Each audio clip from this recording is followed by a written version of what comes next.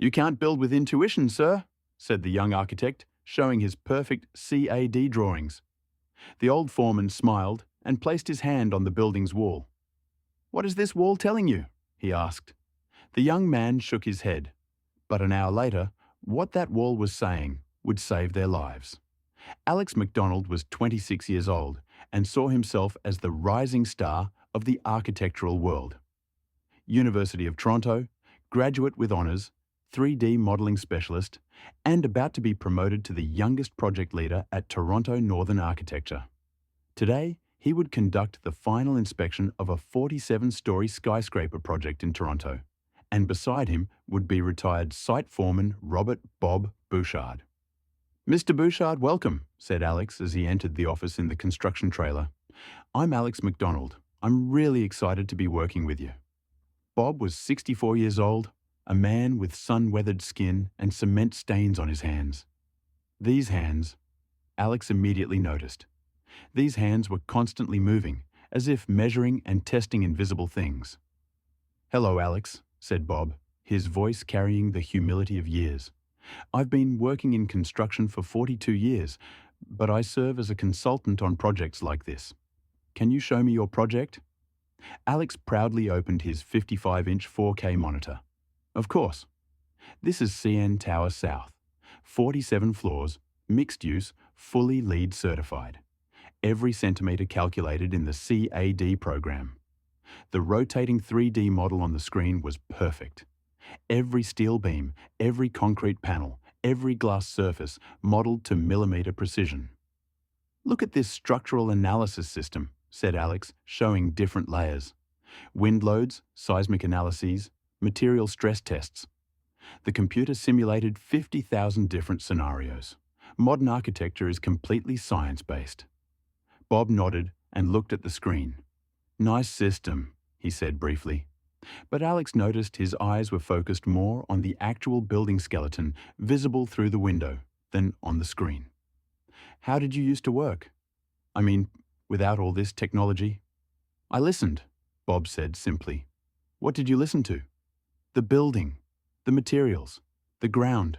I would touch with my hands and understand what they were saying." Alex laughed internally. These old guys were always like this. Instead of trusting technology, they'd talk about feeling and intuition. But modern architecture didn't work that way anymore. "Should we go outside and see the actual structure?" Bob suggested. "Sure, but I should tell you everything is going as planned. All measurements are perfect, material tests passed, structural integrity 98% approved." When they went to the construction site, Bob immediately changed. His steps became more careful, his hands constantly in motion. First, he approached the foundation wall. "Did you test this wall?" he asked. "Of course." "Ultrasonic test, core sample, compression test. Everything meets standards." Bob said nothing, just placed his hand on the wall. Like taking a pulse, he touched different points, tapped lightly, put his ear against it. "This concrete cured too fast," he said. Alex was surprised. "How can you tell?" "All tests show proper curing times. The sound is different. The feeling it gives is different. This wall is strong, but not flexible." "What do you mean?" "It could break in an earthquake. It tends to crack rather than bend." Alex shook his head. "I respect your experience, but computer simulations confirm it can withstand earthquakes up to 7.2 magnitude. Bob smiled, but said nothing. They continued. As Bob went up each floor, he touched columns, examined steel beams, looked at connection points. He stopped on the 12th floor. "This floor has a problem," he said. "What problem?" "All measurements are perfect." Bob placed his hand on the floor. "Vibration is different. It's not properly distributing the weight of the upper floors." "Mr. Bouchard, with respect, I studied structural engineering at University of Waterloo. Every inch of this building has been calculated. Load distribution, weight ratios, stress points. Everything is scientific." "Science is good," Bob said calmly. "But sometimes buildings behave differently than books say." Alex got irritated. This old man couldn't understand modern architecture. Technology, science, precise calculations. You can't build with intuition, sir, said Alex, showing the CAD program on his tablet. Look, this structural analysis. Every beam, every connection, every stress point calculated. Modern architecture isn't art, it's science. Bob smiled and placed his hand on the reinforced concrete wall beside them. As if talking to that wall, he moved his palm to different points. "What is this wall telling you?" he asked. Alex shook his head. "Walls don't talk. They're just structural elements. Reinforced concrete, steel mesh, tensile strength, mathematical values. Would you like to touch it?" "Why would I touch it?" "I have all its data." Bob nodded. "Alex, let me show you something." He placed his hand on the wall and signaled Alex. "Now pay attention." Bob tapped different points on the wall. Each tap produced a different sound. "Do you hear? This section is solid, deep sound. This section is hollow, hollow sound. And this section..." He stopped. "This section has a crack." Alex was shocked. A crack? But inspection reports show nothing. Because it's not visible yet. But the sound tells us. There's stress concentration at this point. "This is impossible. The building is only 6 months old. All materials are brand new." "Alex," Bob said seriously, "sometimes problems occur during construction. Wrong concrete mix ratio, improper rebar placement, unsuitable curing speed. Computer can't simulate these because real-world variables are too complex," Alex thought. This sounded logical, but still. "Okay, let's say you're right. What do we do now?" "First we test. Then we'll see." "What test?" Bob smiled. "The simplest one. Earthquake simulation."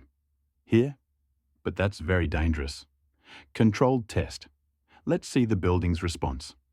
An hour later, the engineering team arrived. At Bob's request, a small seismic simulator test would be conducted. Alex still thought this was unnecessary, but was curious. "Level 4 simulation," said the test specialist. "Medium intensity shaking." The test began. The building started to sway slightly. Alex was watching the computer screens. Everything looked normal. But then, the wall Bob had pointed to. Crack. A small line appeared. Then it grew. "Stop the test!" Alex shouted. But it was too late. That small crack began spreading rapidly. On the 12th floor where Bob had said, "There's a problem," the floor began to collapse. "Evacuation!" security shouted. Bob grabbed Alex's arm. "Quick, downstairs!" They ran. The building continued to sway. Cracks were spreading, concrete pieces falling. When they reached the safe area, Alex was shaking, both from fear and amazement. "Bob, how did you know?" Bob took a deep breath. "Alex, I need to tell you something. I'm not just a construction worker." "What do you mean?" "I worked in construction for 42 years, but I spent 20 of those years in earthquake zones. Vancouver, Montreal seismic zones, Alaska earthquake recovery. During this time, I experienced 6 major earthquakes." Alex was shocked. You're an earthquake specialist?" "I used to be. And each time I learned that computer simulations predict 70% of a real earthquake. The remaining 30% is understood through experience and intuition." "Why didn't you tell me this?" "Because you only trusted technology. Sometimes technology gets you 95% there. The last 5% is completed by human experience." Alex nodded. "This building? Do we need to rebuild it?" "Major revision needed. But this time, let's do it together. You technology, me experience. Combination." That day, Alex McDonald didn't just take a test, but learned the biggest lesson of his career. Technology was magnificent, but real experience, intuition, and what human hands could feel completed it. And Bob Bouchard? He wasn't just a retired worker. He was someone who knew how buildings behaved, who saved lives with the information his hands and ears provided. Alex now used his hands differently, just like Bob, touching, listening, and feeling. because now he knew. Real architecture wasn't just on computer screens, but in the hands that touched that building. And sometimes those old-school instincts were more valuable than the most advanced technology of the modern world.